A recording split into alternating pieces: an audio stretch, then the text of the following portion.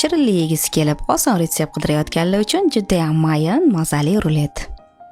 Demak, rulet biskviti uchun quruq va yog'siz idishga 5 dona tuxum, 150 gram shakar va 1 choy qoshiq vanilin shakarini solib, quyi ko'pik bo'lgunicha taxminan 10-15 daqiqa ko'pirtiramiz. Ko'pirgan tuxumli massaga 180 gram oliy navli yaxshi unni 2 marotabaga bo'lib, elakdan o'tkazamiz. Massani shoshmasdan lopatka yordamida pastdan tepaga qarab, qo'moqlari ketgunicha aralashtirishimiz kerak.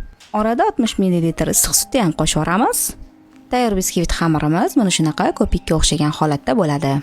Xamirni pishiriq qog'oz solingan listga qo'yib tekislab olamiz.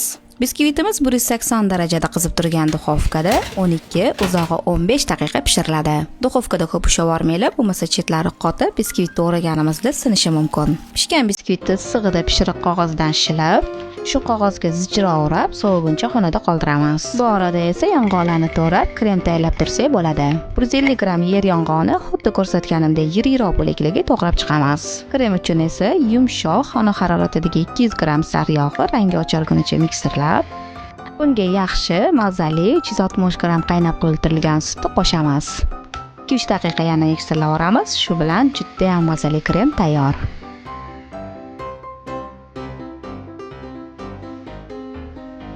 Sovuq bo'lgan biskvitni sut yoki shirin suv bilan namlantirib, ustidan krem suramiz. Kremni 3dan 1 qismi rulet ustiga surish uchun olib qo'yiladi. Ruletni o'raymiz, ustiga krem surib, to'g'ralgan yong'oq bilan bezatamiz.